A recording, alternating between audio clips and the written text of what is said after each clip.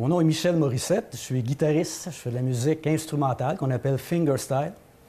Je fais ça depuis que je suis ado, fait que ça fait longtemps, je vous dis pas mon âge. Je demeure à Rigaud, je travaille au Musée régional de Vaudreuil depuis 35 ans, je crois. Oui, je suis de la région, là.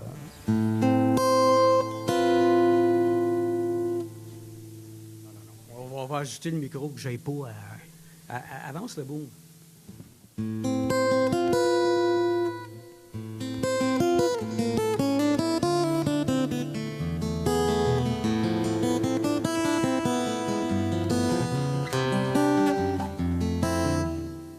Bon, j'ai commencé par la musique classique. On a donné des cours de guitare classique à l'époque. Les cours de rock, ça ne se donnait pas. Mais j'ai fait du classique comme ça pour apprendre l'instrument. Ensuite, dès mon adolescence, au secondaire, je faisais de la composition. J'ai été beaucoup inspiré par le rock progressif à l'époque qui existait, là, qui prenait toute la place au niveau de la jeunesse.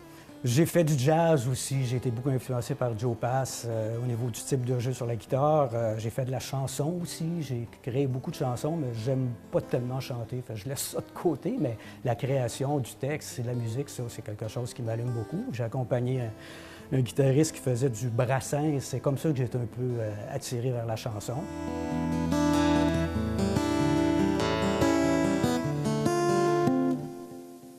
Puis bon, je suis revenu à la guitare instrumentale depuis à peu près 7-8 ans, vraiment avec le style qu'on appelle fingerstyle. C'est qu'on joue toute la mélodie, l'harmonie, les basses en soliste sur l'instrument, un peu comme on fait dans la musique classique, mais qui est adapté à tous les genres de musique.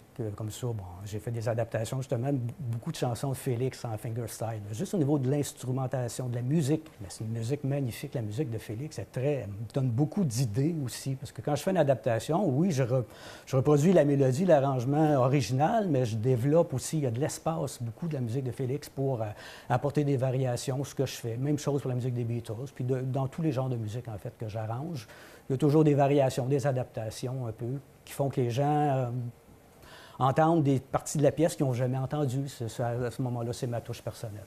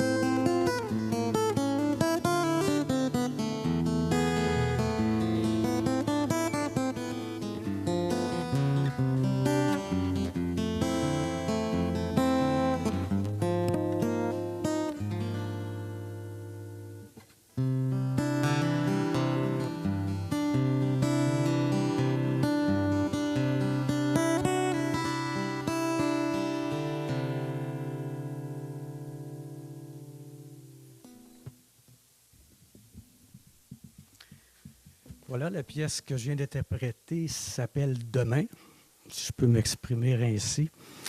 Je suis très heureux de faire de la musique ici dans le Salon de Félix aujourd'hui. Je vais vous présenter quelques créations originales de mes compositions en type fingerstyle. La prochaine pièce s'intitule Errance. Elle image un peu le trajet de l'eau depuis la goutte de pluie jusqu'à l'océan. Sur le chemin qu'elle parcourt, c'est ce qui m'a inspiré cette musique, Errance.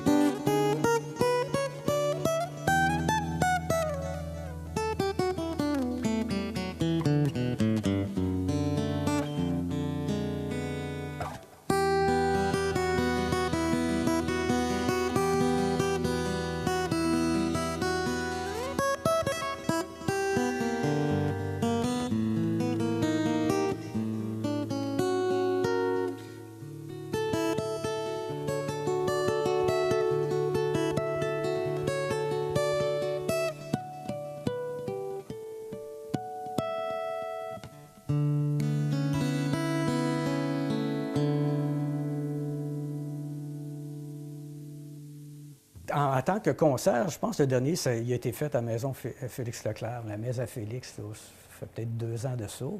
Après, j'ai fait beaucoup d'événements, mais en mode concert, ça a été ici. Je pense que je l'avais fait avec mon ami bassiste, Paul Parent. On avait fait une soirée comme ça de musique fingerstyle dans le salon de Félix. Vraiment génial. C'est extraordinaire. J'ai eu beaucoup de groupes. En fait, j'ai commencé à faire du rock. Là, j'étais à l'université. On avait un petit groupe de jazz blues à l'université. Puis à ce moment-là, j'avais un collègue, c'est Yves Marchand, que vous connaissez peut-être. C'est un auteur, compositeur, interprète vraiment de grande qualité. Il était claviériste dans Zébulon. On était amis, puis on a parti un groupe, on est parti en tournée. Ça s'appelait Cybèle. On faisait du cover dans ce temps-là, qu'on appelle le Top 40, là, les grands hits qui jouaient dans les bars. Puis on est parti en tournée comme ça. On a fait le tour du Québec. Puis ensuite, j'ai joué beaucoup avec un autre auteur, compositeur, interprète, Maurice Boyer. Lui qui interprétait aussi du Brassens. Puis on est partis ensemble aussi. On a été faire une tournée en Belgique. Puis on a fait beaucoup de grandes salles au Québec. J'ai fait un disque de ses compositions avec lui aussi. On a fait les Francopholies avec ça, enfin. Quelques belles occasions de faire de la musique aussi, oui. Puis, comme je suis revenu au fingerstyle, je travaille plus en soliste depuis quelques années, mais ça ne m'empêche pas. On a fait une année de spectacle en trio, justement, instrumental, avec Maurice Boyer qui jouait de l'harmonica, puis Paul Parent qui jouait de la basse. On était en trio, puis on faisait de la musique instrumentale. Ça fluctue comme ça, selon les rencontres. Bien, ça dépend des oreilles, hein? Ça dépend de nos intérêts. Si c'est le texte qui nous attire, c'est souvent ça, puis peut-être qui va prendre la première place, mais pour d'autres, ça va être la musique. Personnellement, c'est plus la musique qui m'interpelle en premier, mais on peut découvrir finalement les deux quand on réécoute, puis qu'on apprivoise la pièce en question. Ouais. Les 2 prochaines pièces sont peut-être dans une autre couleur plus jazz. Parce que dans mon parcours, de musique fingerstyle, dans mon parcours, j'ai été influencé par un grand guitariste de jazz qui s'appelle Joe Pass. C'est peut-être un des premiers à faire des prestations en soliste sur la guitare, autre que dans le monde de la musique classique, évidemment. J'ai créé une pièce en hommage à Joe Pass qui s'appelle Promenade, un petit peu avec son type d'accords, de couleurs de jeu. Puis je vais enchaîner avec une composition encore qui s'appelle Page blanche, un petit peu dans le même esprit.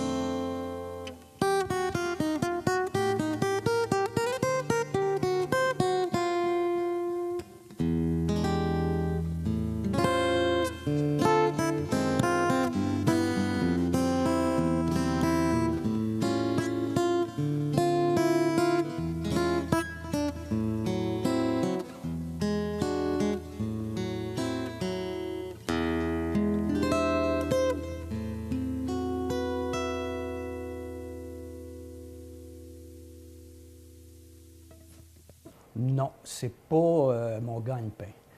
Et pour ça, je me suis trouvé un gagne-pain qui me convenait au Musée régional de Vaudreuil. Je suis responsable des expositions, ce qui m'assure mon revenu, puis qui me permet de faire la musique comme je l'entends, sans faire de compromis. Là, où je comprends les musiciens qui font des compromis pour en vivre, là, puis je respecte énormément cette approche-là.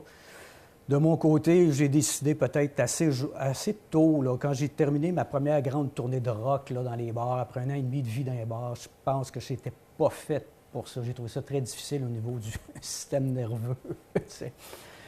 Puis bon, j'ai décidé après ça de faire la musique qui m'appelait sans penser à une question de revenus financière.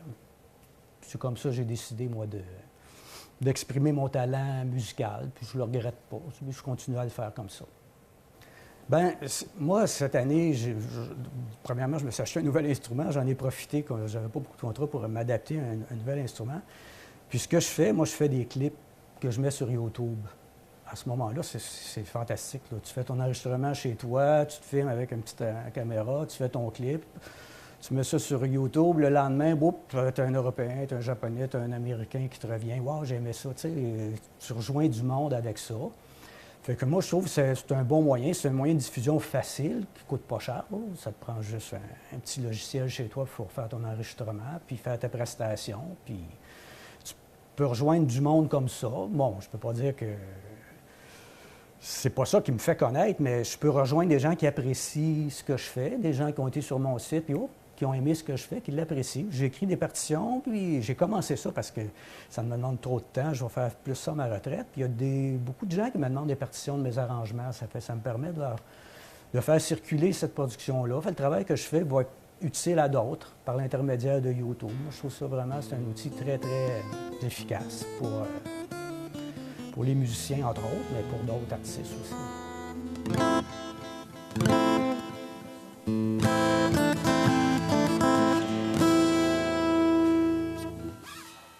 Souvent, quand on est jeune, on est ado, bon, il y a un genre de musique qui nous intéresse, puis on reste cantonné là-dedans.